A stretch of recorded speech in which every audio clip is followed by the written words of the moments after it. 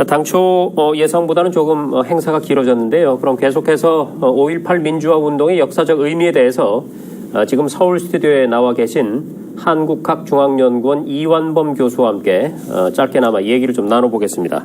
교수님 안녕하세요. 안녕하세요. 네.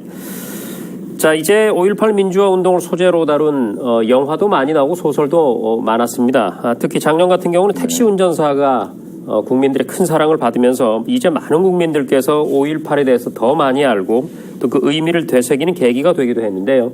자, 교수님 우선 5.18 민주화 운동이 일어난 배경부터 좀 짚어주시겠습니까? 네, 1979년 10월 26일 날 박정희 대통령이 시해 당합니다. 그리고 그 이후에 12.12 사태가 일어나서 신군부가 권력 의지를 만천하에 드러내죠. 네. 그래서 사실은 이제 비상계엄이라고 하는 게 계속 지속되어 오다 보니까 그러한 비상계엄을 해제하고 그리고 이 전두환 등등의 신군부를 이 권력에서 좀 몰아내고자 하는 그러한 운동들이 1980년 5월 10일 이후에 전국적으로 일어나게 됩니다. 그런데 이제 그것이 그 5월 17일 날 그 비상계엄 전국 확대 조치 등으로 인해서 이 서울에서의 시위는 5월 15일 이후에 일어나지 않았고 네. 5월 17일과 18일 이후에 광주에서 시위가 일어나게 됩니다. 네. 이 시기에 체코슬로바키아의 민주화 운동인 프라하의 봄을 본따서 서울의 봄이라는 이야기도 나왔죠.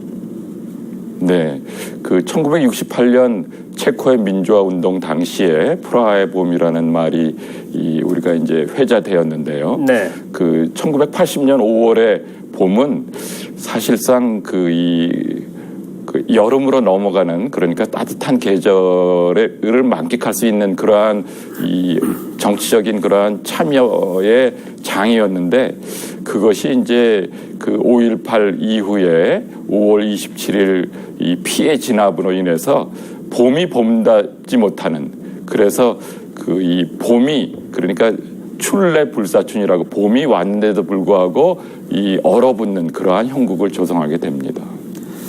네, 아까도 말씀해 주셨지만 신군부의 비상계엄 확대 조치 이후에 사실 그 서울을 비롯한 수도권 지역에서는 점차 시위가 좀 잦아드는 그런 양상이었는데 그렇다면은 네. 그때 이후에 이 광주에서 민주화 운동이 불붙게 되는 그 과정을 좀 설명해 주시죠.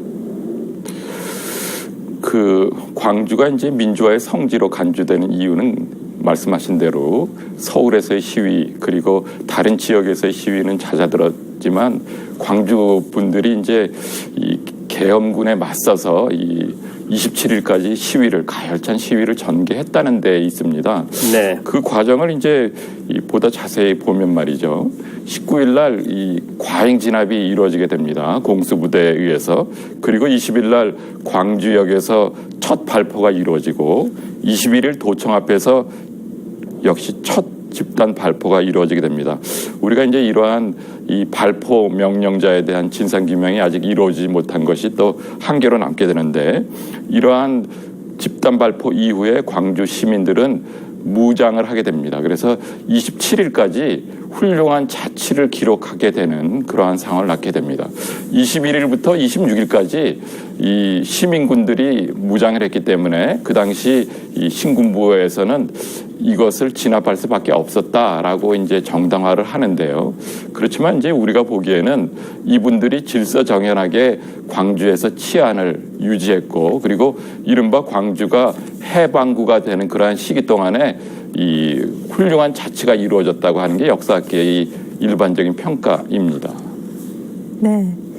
군부 세력 그리고 계엄군에 맞서서 광주 시민들이 정말 열띠게 시위를 했지만 결국 계엄군의 진압으로 끝이 났습니다.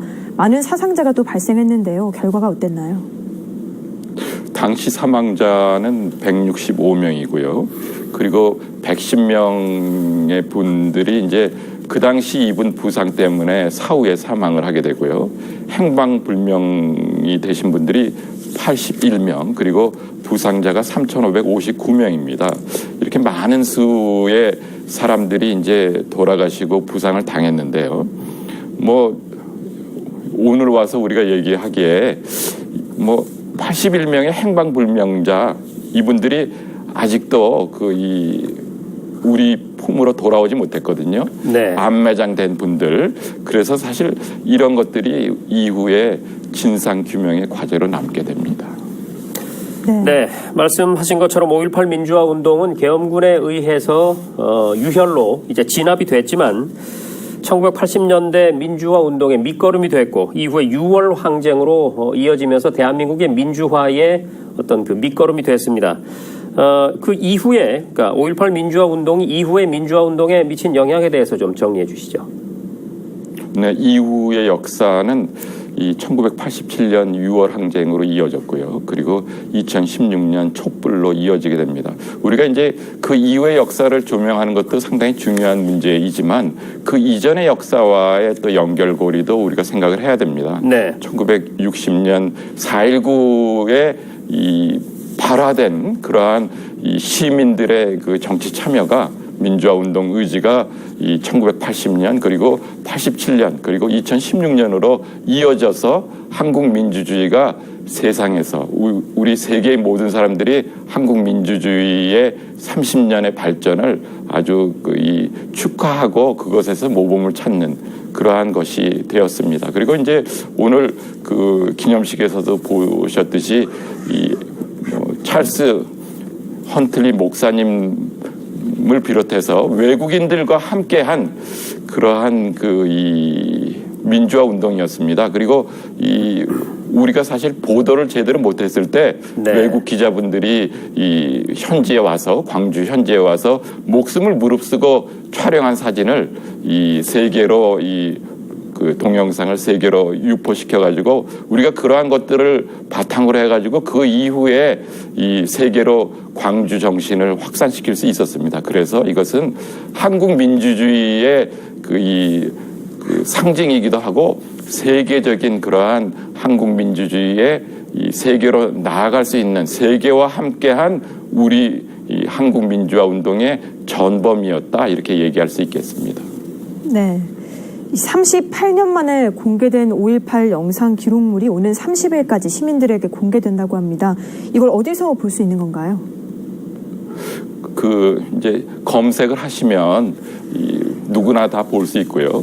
그리고 이제 오늘 우리의 과제로서 얘기할 수 있는 것은 최근에 이제 보도된 바와 같이 그 성폭력 이 문제도 제기되었고 그리고 이제 안매장 문제 그리고 또 우리가 누누이 얘기하지만 발포자가 누구인지 규명하는 것도 어려움이 남습니다. 2011년에 우리 광주 민주화 운동이 유네스코 세계 기록문화유산에 등재가 됩니다. 그래서 세계가 인정한 이 광주 민주화 운동 기록물이 되었는데 그렇게 많은 기록들이 발굴되었지만 아직도 미해결의 그 장들이 남아 있다는 게 사실 슬픈 현실입니다. 그래서 우리 여러분들께서 5.18 민주화 운동 기록관의 홈페이지를 참조하셔가지고 여러 가지 제보도 해주실 수 있었으면 좋겠고요. 네. 그런 과정을 거쳐서 우리 광주의 역사가 이 광주뿐만 아니고 전국적인 역사, 세계적인 역사로 이미 되어 있지만 그러한 것들이 한 점 의혹이 없게끔 규명이 되었으면 합니다. 지금 나와 있는 것처럼 헬기 사격 문제도 헬기에서 총알을 발사했다는 것도 사실 진상규명이 확실히 되어 있지 않거든요. 그런 문제들을 비롯해서 당시 역사적인 것들과 함께 증언을 발굴해서 5.18의 전체적인 진상을 보다 확실하게 규명하는 것이 지금 우리가 해야 될 광주 정신을 계승하고 세계로 확산시키는 그리고 광주가 오로지 광주에서만의 시위가 아니고 전국적인 시위를 광주가 대표해서 했고 그리고 그것이 이 광주뿐만 아니고 이 전남에도 퍼졌고 그리고 전라북도에도 퍼졌고 그리고 서울에서의 민주화 운동의 저변이 되었다. 80년대 이 민주화의 활화산이 되었다라는 사실을 인식해야 할 것 같습니다. 네, 이제 마지막 질문 드려야 될 것 같습니다. 이렇게 광주 분들의 희생과 그 이후에도 많은 분들의 노력으로 지금의 민주주의 사회를 우리가 누리게 됐는데요. 이 민주주의라는 것 앞으로도 계속해서 발전시켜 나가야 될 텐데 앞으로 우리가 어떤 노력을 기울여야 할지 마무리 말씀 부탁드립니다. 우리가 사실 그 소통과 화합이라는 면에서는 이 많은 소통과 화합의 시도가 있었지만 부족한 것이 사실입니다. 어떤 분들은 이제 광주 정신을 폄훼하는 분들도 있고 광주가 이 한국 민주주의에서 이 지방적인 사건이었다라고 주장하는 분들이 있습니다. 사실 우리 모두가 광주에서의 정신, 광주에서 우리 시민들이 왜 그렇게 피를 흘렸는가라는 부분들에 대해서 성찰을 한다면 이 광주 정신을 밑바탕으로 깔고 우리가 광주에서 이 많은 분들이 돌아가셨던 분들을 이 추모하면서 앞으로 나아갈 때 광주 정신이 이 한국 민주주의에서 이 한국 민주주의의 역사에서 이 확실하게 정립되어지지 않을까 그런 생각을 갖고 있습니다. 네. 지금까지 5.18 민주화 운동의 역사적인 의미에 대해서 한국학중앙연구원 이완범 교수와 이야기 나눴습니다. 오늘 말씀 고맙습니다. 고맙습니다. 네, 고맙습니다.